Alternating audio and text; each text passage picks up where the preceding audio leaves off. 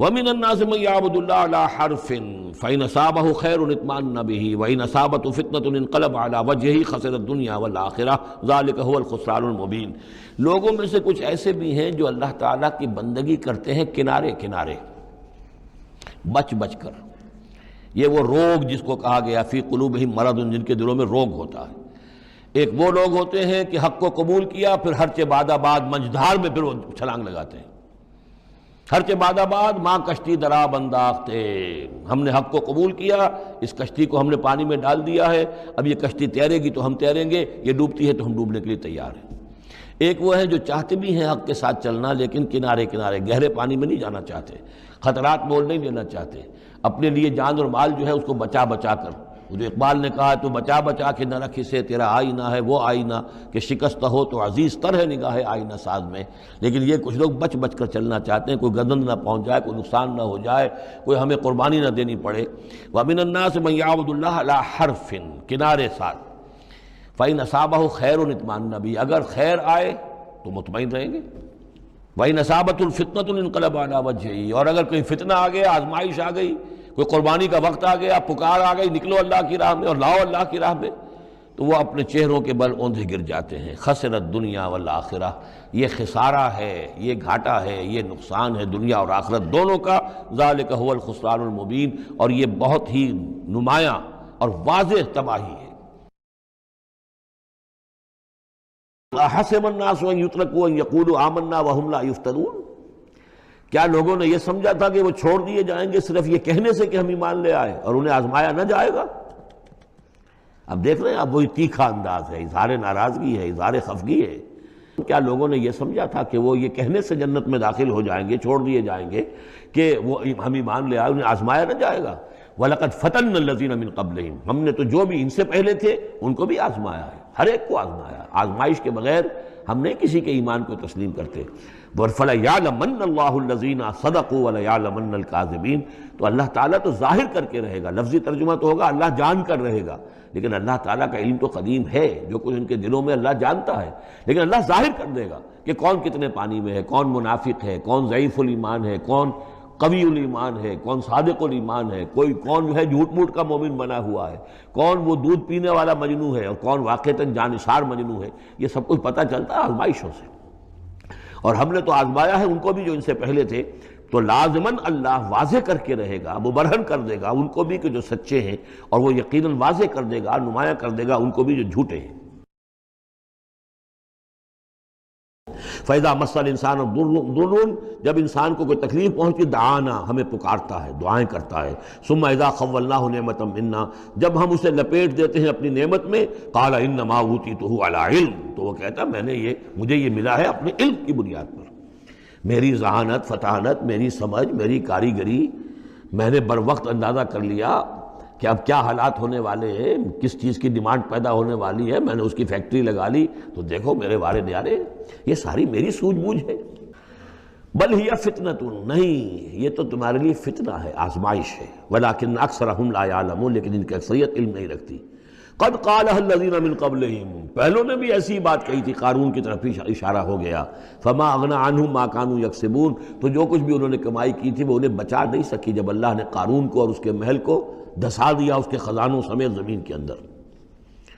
فَأَصَابَهُمْ سَيِّئَاتُ مَا كَسَبُوا، پھر پڑ گئی ان پر، آ گئی وہی چیزیں کہ جو انہوں نے کمائی تھیں، اپنی برائیاں جو کمائی تھیں۔ وَالَّذِينَ ظَلَمُوا مِنْ هَؤُلَاءِ، اور ان میں سے بھی جو لوگ اس ظلم اور کفر اور شرک کی روش اختیار کریں گے، سَيُصِيبُهُمْ سَيِّئَاتُ مَا كَسَبُوا، تو ان کے بھی جو کرتوتوں کی برائی ہے وہ ان کے اوپر واقع ہو کر رہے گی۔ وَمَا هُمْ بِمُعْجِزِينَ، اور وہ شکست نہیں دے سکیں گے، ہرا نہیں سکیں گے، عاجز نہیں کر سکیں گے اللہ کو۔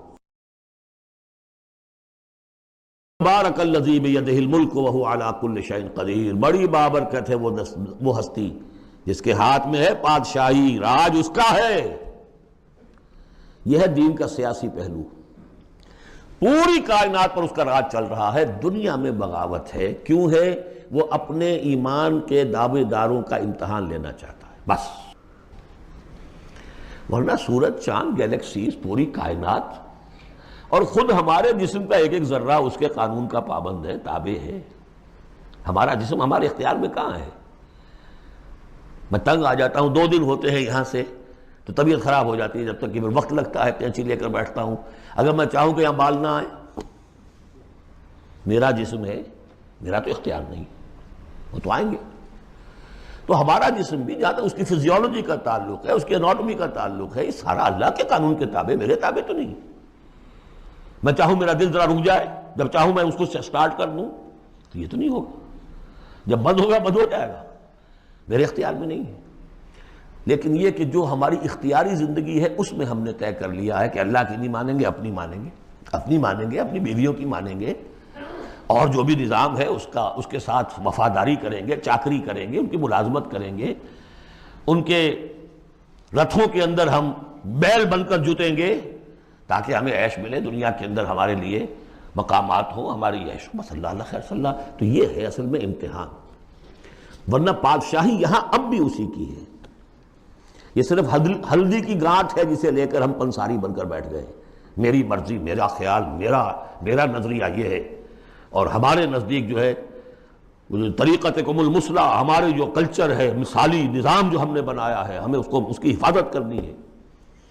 تبارک الذی بیدہ الملک وہو علی کل شیء قدیر، وہ ہر چیز پر قادر ہے۔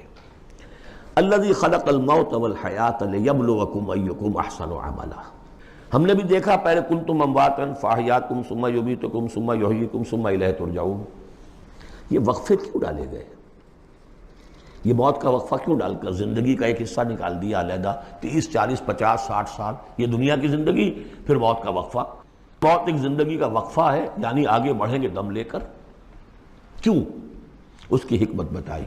تمہاری ہی زندگی کا تسلسل ہے جس میں ہم نے ایک وقفہ موت کا ڈال دیا ہے۔ کیوں ڈالا ہے؟ خلق الموت والحیات لیبلوکم ایکم احسن عملا۔ یہ جو چنک علیحدہ کیا ہے یہ اس لیے کہ تمہاری آزمائش ہو، امتحان ہو، تمہیں جانچا جائے۔ وہ 3 گھنٹے کا امتحان ہوتا تھا جو دیتے تھے تم کبھی اسکولوں میں، اب یہ 30 برس کا سمجھ، اور واقعی 30 برس ہی ہوتے ہیں آدمی کے پاس۔ پہلی زندگی کے 20 25 برس ویسے گزر گئے، شعور ہی ابھی نہیں ہے، اور پھر ایک خاص عمر کے بعد جو ہے اعضاء ڈھیلے پڑ گئے، اور پھر یہ کہ لکیٰ لا یعلم من بعد علم شیئا، 30 نہیں ہوں گے 40 مل جائیں گے آدمی کو، کام تو یہی ہوتا اس کی زندگی کا۔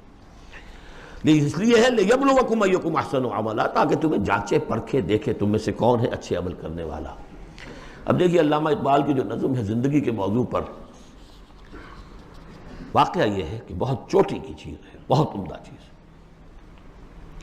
تو اسے پیمانہ امروز فردا سے نہ ناپ، جاویداں پہم دواں ہر دم جواں ہے زندگی۔ قلزم ہستی سے تو ابھرا ہے مانند حباب، جیسے سمندر میں ایک بلبلا سا ہوتا ہے، کتنی زندگی ہوتی ہے بلبلے کی۔ قلزم ہستی سے تو ابھرا ہے مانند حباب، اس زیاں خانے میں تیرا امتحان ہے زندگی۔ خلق الموت والحیات لیبلوکم ایکم احسن عملا۔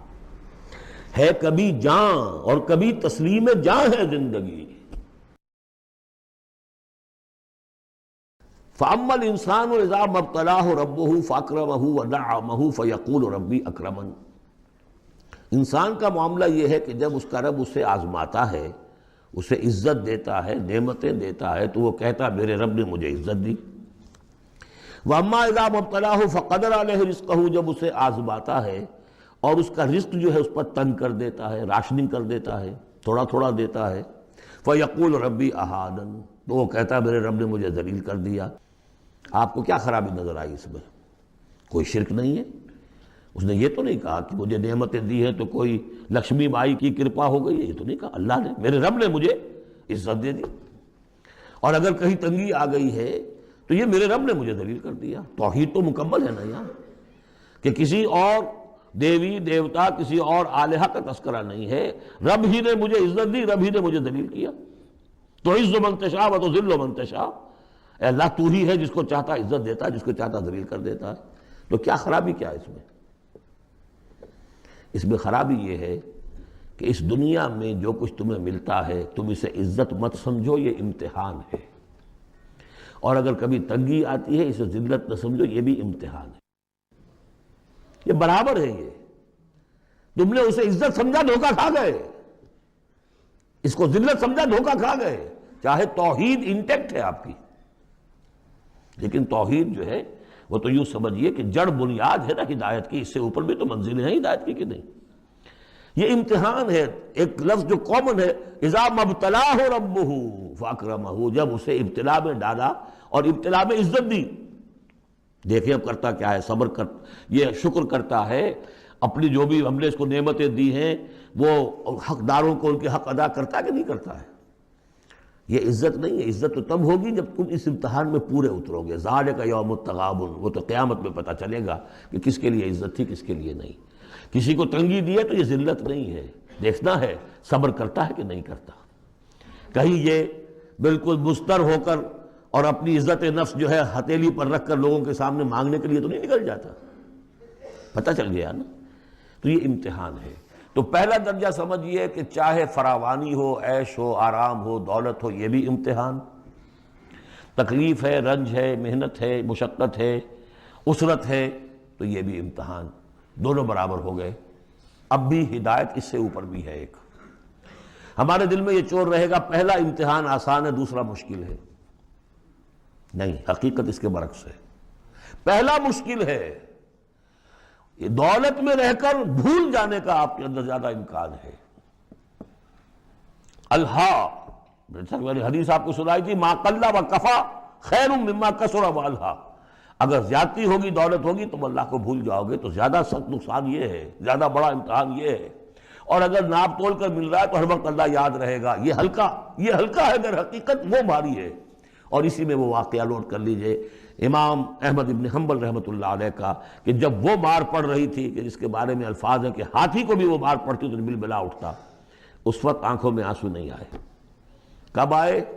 جب بادشاہ وقت، خلیفہ وقت کا ایلچی آیا ہے اشرفیوں کے توڑے لے کر کہ یہ بادشاہ نے آپ کے لیے نذرانہ بھیجا ہے، تب رو پڑے، اے اللہ میں اس امتحان کے قابل نہیں ہوں۔ یہ امتحان سختر ہے۔ تو یہ ہے درجہ بدرجہ، لَتَرْكَبُنَّ طَبَقًا عَنْ طَبَقٍ، تو ہدایت کے بھی یہ درجے ہیں۔ پہلا درجہ تو یہ ہے کہ جو بھی ہے اللہ کی طرف سے ہے، تنگی ہے تو اللہ کی طرف سے، اور فراوانی ہے تو اللہ، یہ توحید تو پوری ہو گئی آپ کی، اللہ کی طرف سے ہے۔ لیکن اس میں اب آگے درجے ہیں کہ یہ امتحان ہے، یہ بھی امتحان وہ بھی امتحان، اس اعتبار سے دونوں بھی امتحان ہیں، یہ دونوں برابر ہیں۔ اس سے بھی اوپر یہ ہے، وہ امتحان مشکل ہے فراوانی والا، اور یہ امتحان جو ہے یہ آسان ہے۔